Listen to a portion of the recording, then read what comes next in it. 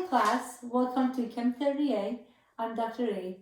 I'm really sad that I won't get the chance to actually meet everyone, but we can still have fun with this now that we have to have virtual classes.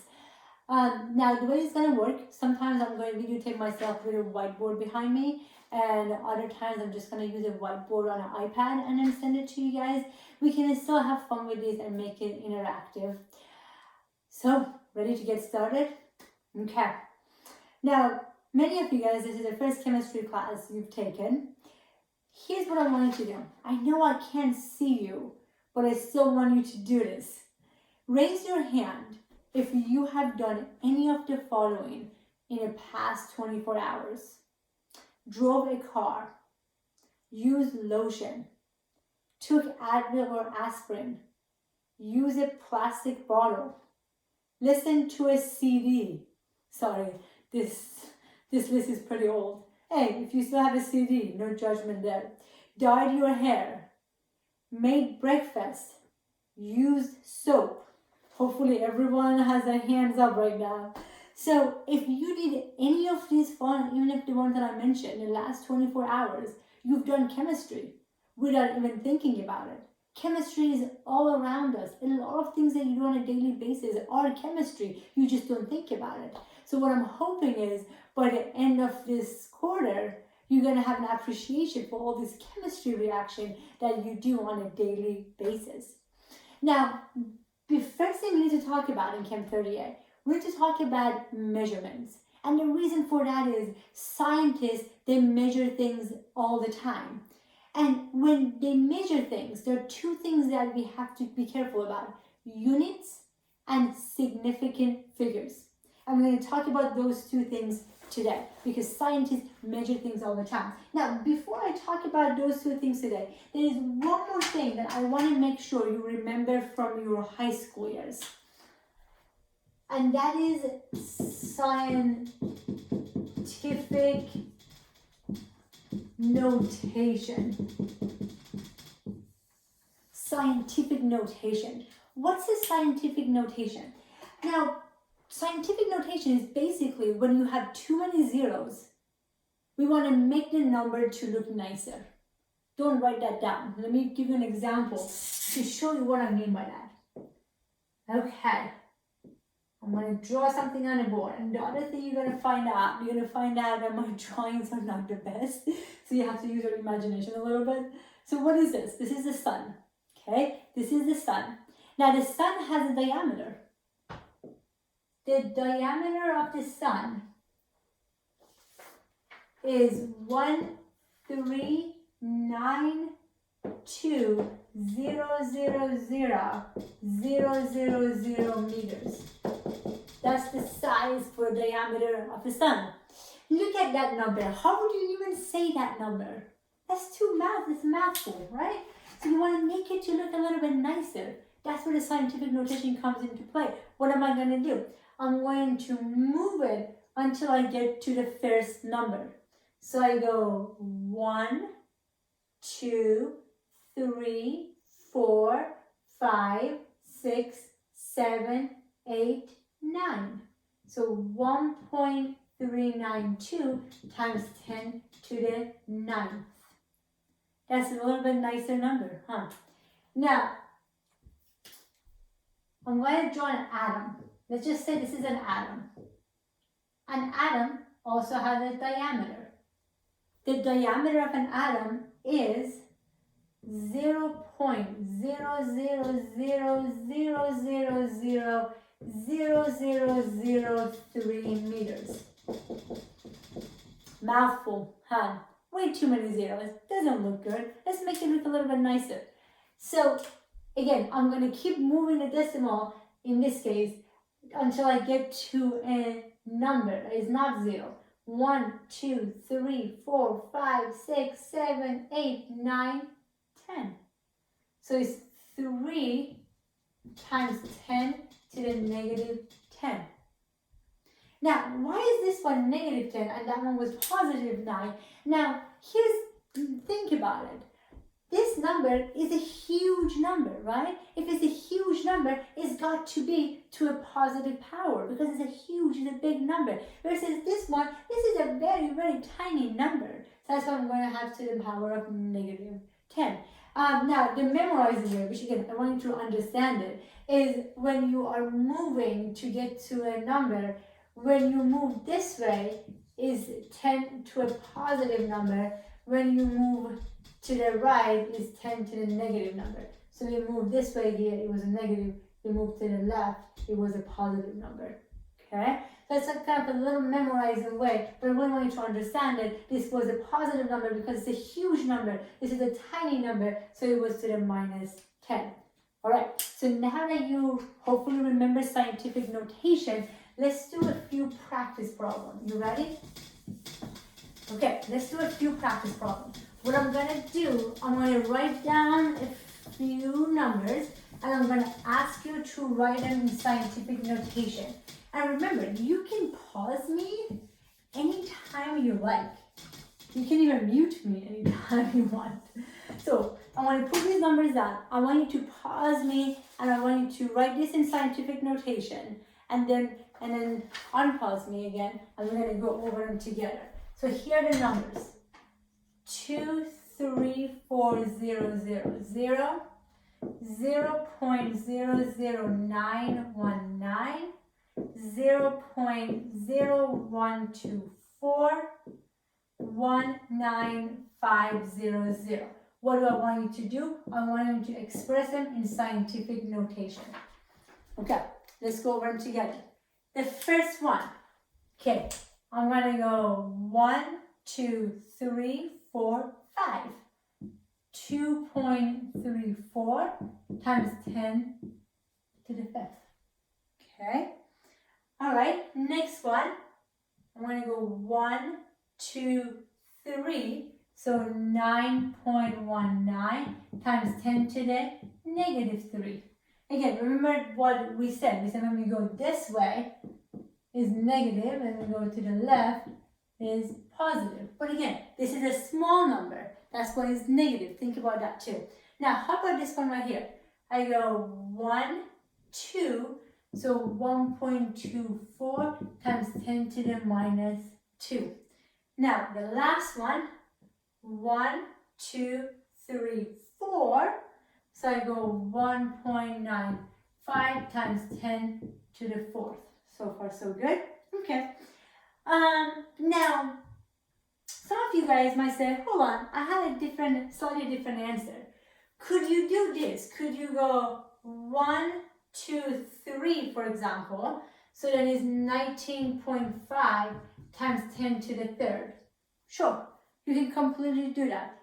That would be the same thing. Now, what I like to go all the way to the first number just to be consistent. But if you want to do it this way, that's also okay. That's also scientific notation.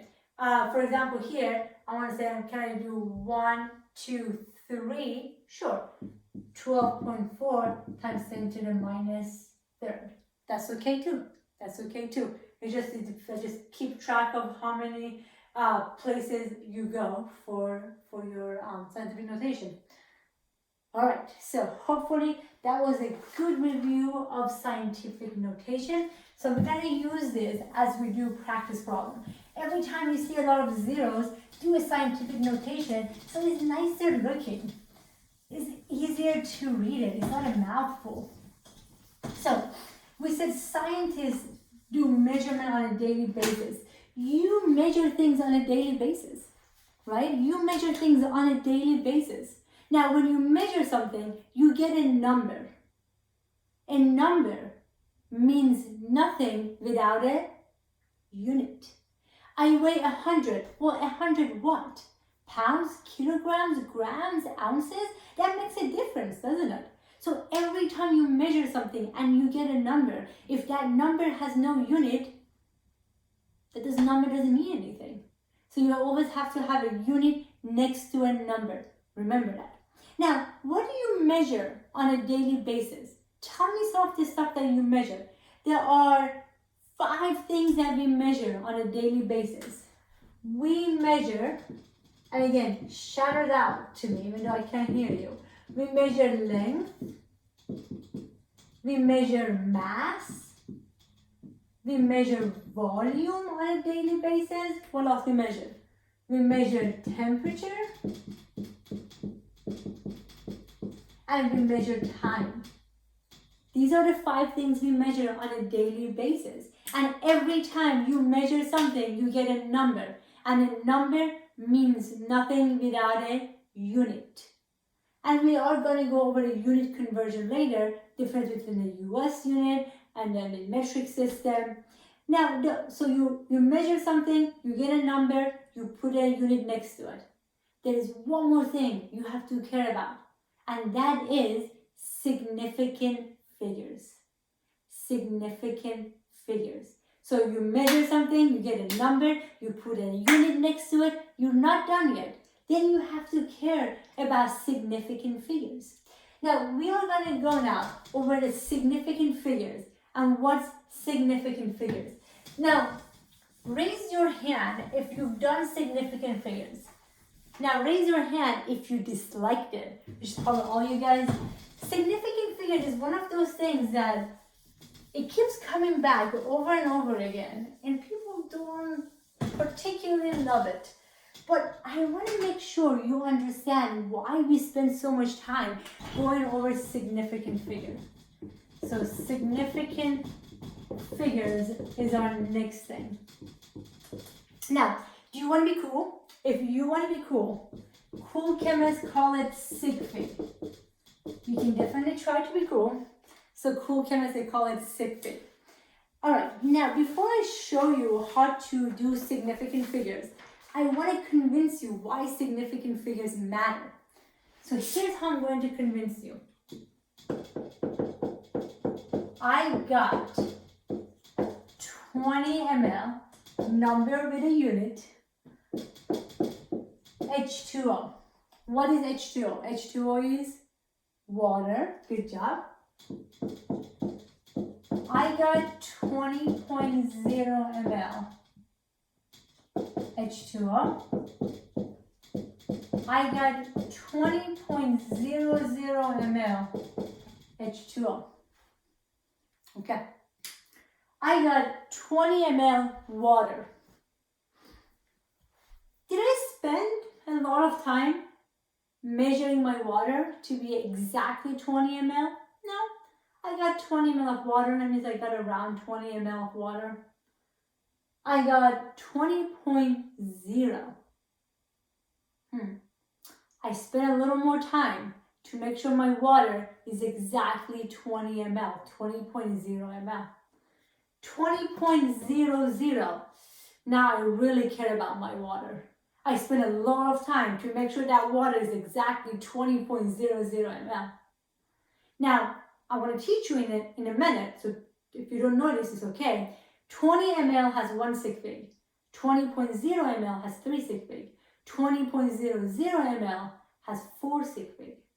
Now, what am I telling you by using different number of significant figures? I'm telling you how accurately I measure something, and that matters.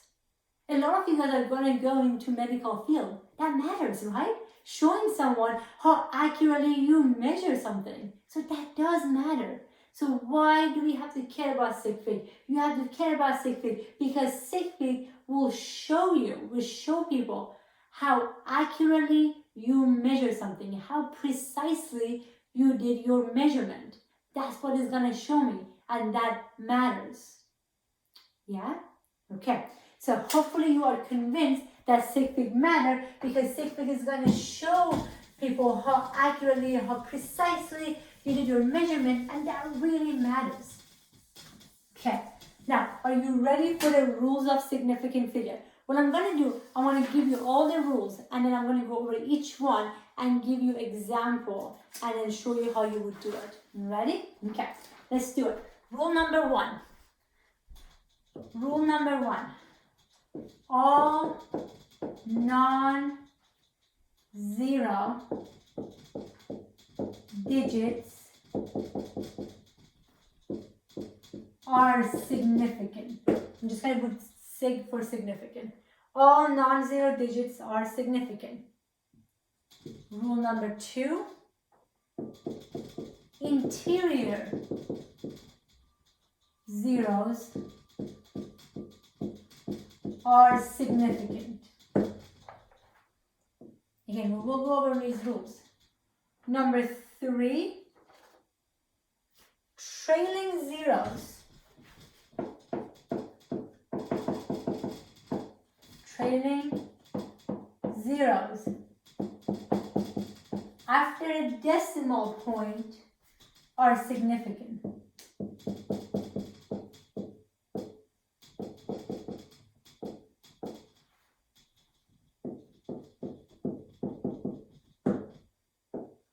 So trailing zeros after a decimal point are significant. Number 4, leading zeros. Leading zeros are not significant.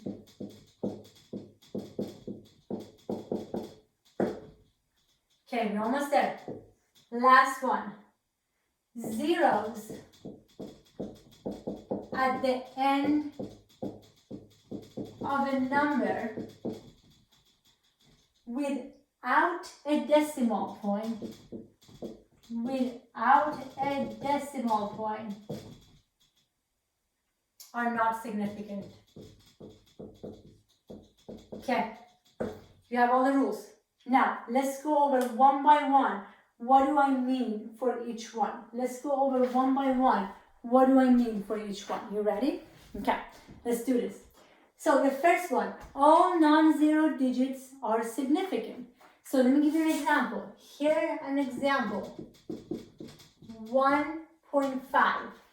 1.5. How many sig fig does 1.5 has? 2 sig fig. Good job. It has 2 sig fig. Okay. Again, all non-zero digits are significant. Interior zeros are significant. So if a zero is sandwiched between numbers, that zero is significant. Here's an example. 1.05. How many sig fig is that? 1.05. That is 3 sig fig. 1.05. That's 3 sig fig. So if a zero is sandwiched between numbers, that's significant. Good job so far. Trailing zeros after a decimal point are significant. Okay. Here's an example. 1.050. Take a minute. If you have someone around you right now, tell someone around you. 1.050. How many sig fig is that? What do you think? That is 4 sig fig. 1.050 is 4 sig fig. 1, 2, 3, 4. Now, we knew that zero count because it was sandwiched between the numbers. How come this zero count? Remember, what I could have said, 1.05, okay? 1.05 versus 1.050. These two have the same value. 1.05, 1.050, they have exactly the same value. So if they have the same value, why am I going further and telling you that is 1.050? Why am I putting the extra zero over there? Because I'm showing you that I spend more time and I spend more time to measure that, and I measured it more precise. Okay? So that's why this is 4 sig fig, this is 3 sig fig, this 0 is significant because I'm telling you that I spend more time measuring that. I could have just said 1.05 and it's the same value, but I said 1.050, telling you that was more accurate measurement. Okay? Beautiful. Nice job. So in the decimal place, the zeros after the number matters. Leading zeros are not significant. Okay?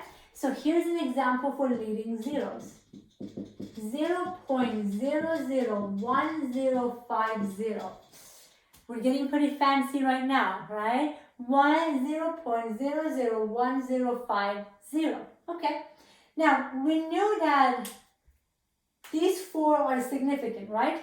1, 0, 5, 0, because sandwich between number, if you have a 0 after a number, then you have a decimal, it counts. So we knew that. Now, are these significant? Those are not insignificant. Here's why. Because the only reason we have those is because they're showing us this is a tiny number. That's all it is. They're just showing us that this is a tiny number. So it's not significant because it doesn't have any significance in it. I didn't spend more time measuring it. I'm just telling you that I had to put those zeros to show you that this is a small, tiny number. But these four, they do matter, right? So this is 4 sig fig.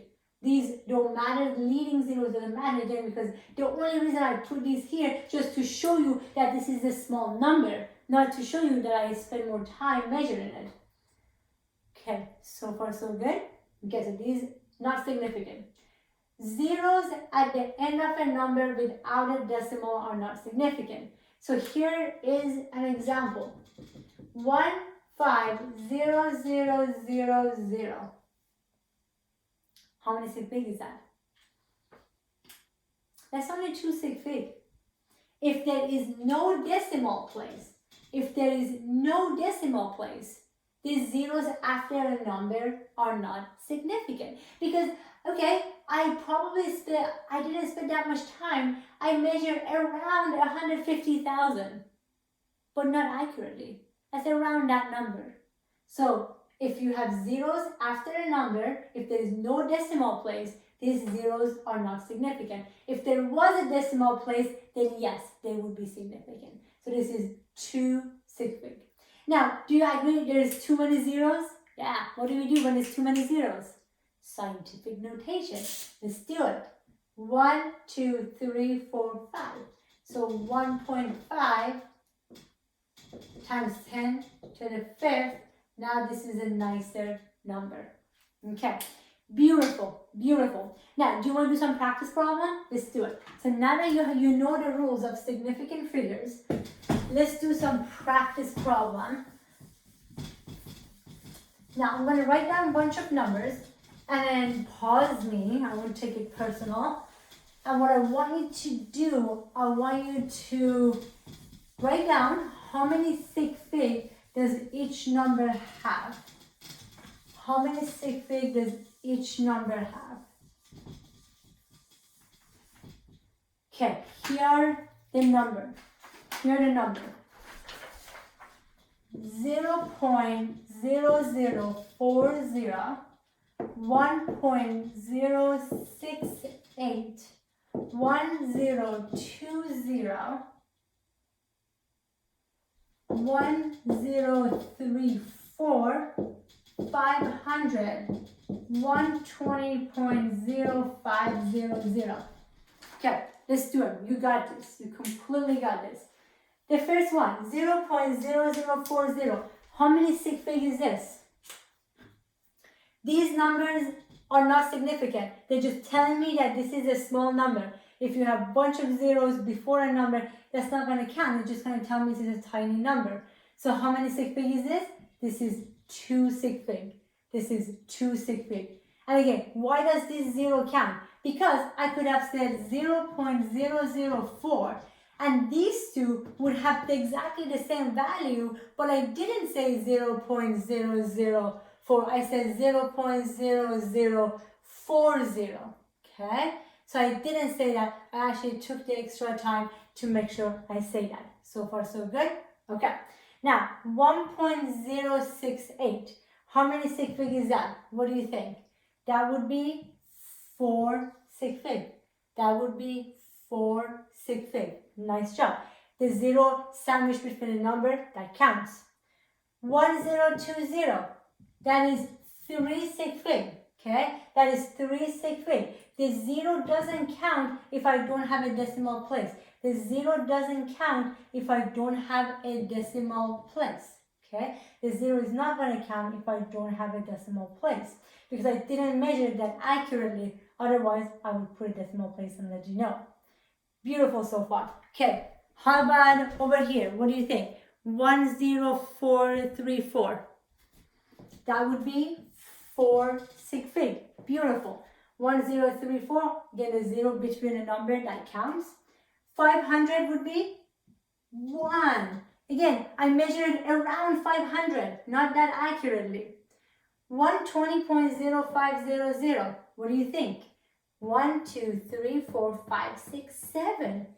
Yes, all these zeros count. Again, if I have a 0 after a number, if there's a decimal place, that 0 does count because I went the extra mile to measure them accurately.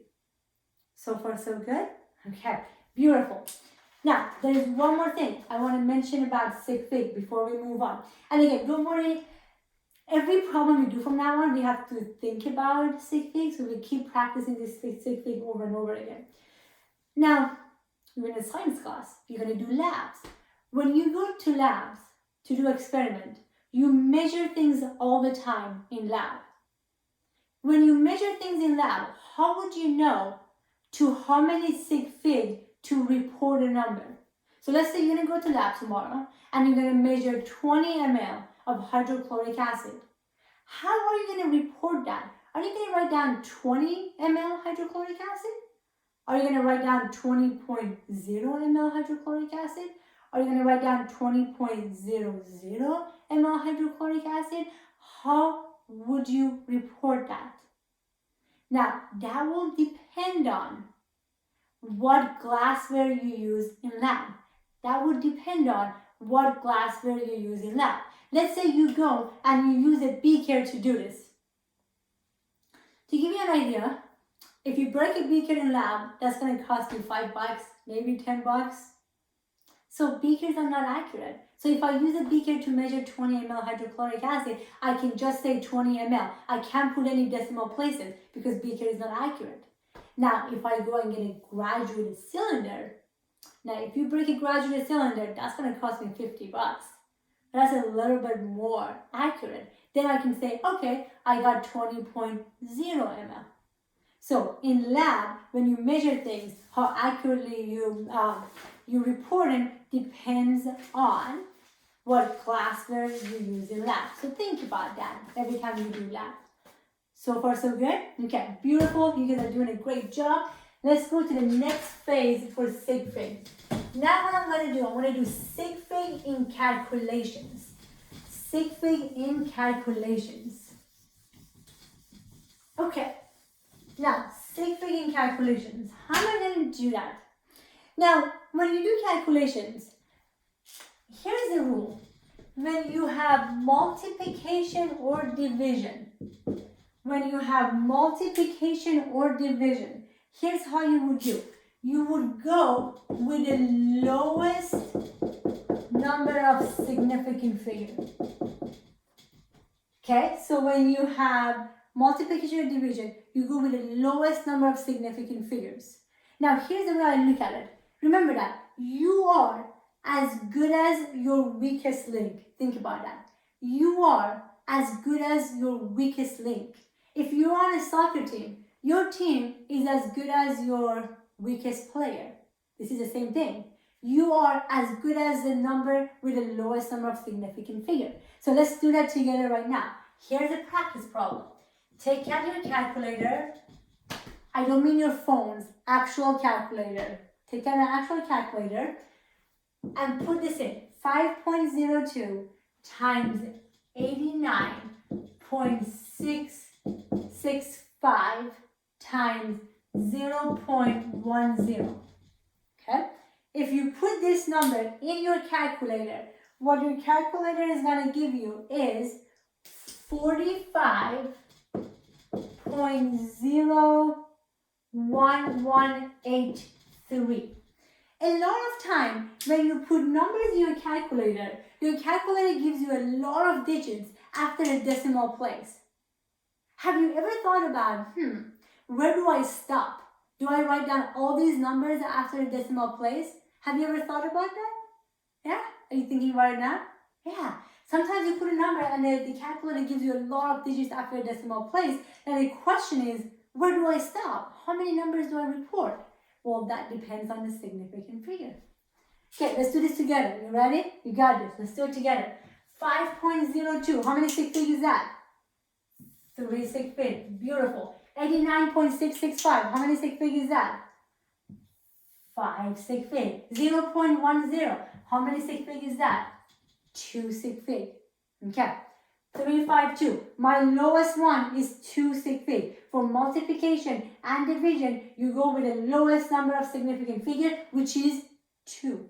So, what I have to do, I have to round my final answer to reflect that. My answer is 45.01183. I have to round this to reflect that. Okay? So I need to forget about the decimal places. And this is 0, so I will round down. It would be 45. My final answer should be 45. 2 sig fig. So far, so good? Okay, so multiplication and division, you go with the lowest number of significant figure, and then you round the final answer to reflect that. Now, the next one we're gonna go, the next one is a little bit tougher. So multiplication and division is the easier part. The tougher part is subtraction and addition. Subtraction and addition. Now, I'm actually going to, you don't just go with the lowest number of significant figure. It's a little bit more complicated. I want to show you with a practice problem. 5.74 plus 0.823 plus 2.651. Okay? If you put in your calculator is going to give you tell me, 9.214. Now the question is, how do I report this? Now here's the way I want you to do it. There are two ways. There's a way that is not good, but I'm going to show you anyway, and there's a way that is good, and I want you to do it that way. So here's the way that is not good, but I'll show you anyway. You can go based on the lowest number of decimal. How many decimal is this? 2, 3, 3. So my final answer should only have 2 decimal places. Here's why I don't like that. What happens if your numbers don't have decimal places? Then you're screwed, right? So here's the way I want you to do it. I want you to line them up on top of each other. 5.74, 0.823, 2.651. Line them up, okay? And the answer is 9.214. Now, I want you to draw a line where things are not significant anymore. I want you to draw a line where things is not significant anymore. So after the 4, there is nothing that is significant. So this guy is bringing you down. After the 4, nothing is significant. So I'm going to draw a line where things are not significant anymore. Now, everything behind this line is going to determine my number of significant figures. So based on this, I have 3 sig fig. Everything behind this line is going to determine number of significant figures. So I have 3 significant figures, 9.214. So this is 4. 1 to 4, you always round down. So my answer is 9.21. 9.21 because I'm supposed to have 3 sig fig. Again, if this was 9.216, I will round up to 9.22. But 4, you round down. Okay, so far so good. All right, now let's do a couple more practice problems. Now, bunch of operations together. So for addition and subtraction, I want you to line them up, draw the line where things are not significant anymore, and everything behind that line, look at it, that will determine your significant figure. So now let's get really fancy and do an operation that has a bunch of things together. Okay, here's what I'm going to do. 3.489 times 5.67 minus 2.3. Okay? Now, in order of operation, which one do I need to do first? I need to do the parentheses first, right? The parentheses, I have subtraction. So what I'm going to do, I'm going to line them up on top of each other. I have subtraction. I'm going to line them up. You following me so far? I'm going to line them up on top of each other. So far so good. Then I'm going to draw a line where things are not significant anymore. Where is that line would be? Where would that line be? That line would be, is anything significant after 3? Is not. The line would be here. Now, behind this line is going to determine my significant figure. Behind this line, I have 2 numbers. So I have 2 sig fig. You follow me so far? So I'm supposed to have 2 sig fig for the parentheses. Are you going to round it to 3.84? No. Pay attention. If you have bunch of operations going on, you cannot round at every step. If you keep rounding early on, your final answer is going to be really, really off, right? If you keep rounding every step from the very beginning, your final answer is going to be really, really off. So what we do not round until the very end.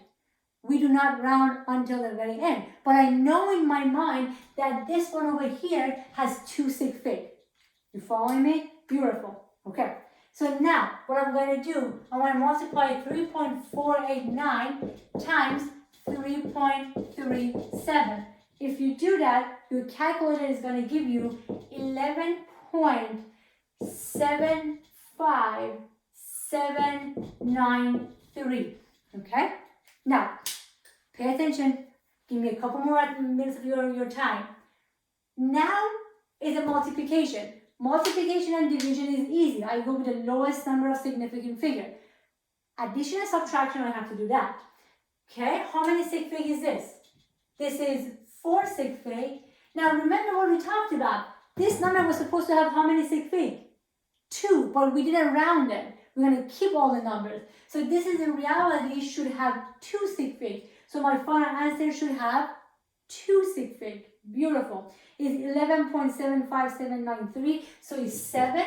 To round it, I would have to round it up. I will round it up to 12. Okay. Very nice job. Very nice job. All right. We're good. Now, what I'm going to give you, I want to give you take-home problems. I want to give you 3 problems to do at home. And then next time, the minute you walk in, the minute you turn on the video, those are the take-home problems that I want to go over. I want to give you the take-home problem, and then there's one more quick thing I want to go over to make sure that you guys are getting this down. Here's the take-home problem. You ready? Number 1. 3.2215 times 1.67 plus 2.3. Number 2, 1.0080 times 12010. Number 3, 1780 plus 3500 plus 21.77. Now, what do I want me to do? What do I want you to do? What I want you to do, I want you to write down the final answer in a correct number of significant figures. Write down the final answer in a correct number of significant figures. These are not easy problems. They're not. They're not easy problems at all. But I think you got this. You want to do hard problems at home, so you're ready for the exam. So when you turn on my video next time, this is the first thing we're going to do. Now, you guys copy it down? Beautiful. There's one more thing I want to go over before you, and again, I want to go over the next thing because I want to make sure that we're on the same page. I don't want to assume that you remember things from back in the days. Let's do this. Now, when you're rounding the final answer, first of all, when do you round? You round when you want your final answer to match the number of significant figure. Okay? When you have number 1 to 4, you always round down. When you have 6 to 9, you round up. Okay? So for example, if I have 12.4 and 12.7 to round to 2 sig fig, this would be 13, and this would be just 12 to round to 2 sig fig. Okay? Now, what happens if you have 5? 1 to 4, you round down, so 12.4 will just be 12. If I want only 2 sig figs, right? And 12.7 will be 13. You round up. Now what happens if I have 5? So if you have 5, it's a little bit more complicated. And you can, some people say just if you have 5, round it up every time. But if we have 5 and we round up every time, then we're rounding more up than we're rounding down. So here's the official rule for 5. Not many people actually follow it, and if you don't do it in Chem 38, that's okay. But I want you to know what is the official rule for 5. Let's say I have 75.45. and I want to round it to 3 sig figs. And then I have 75.55.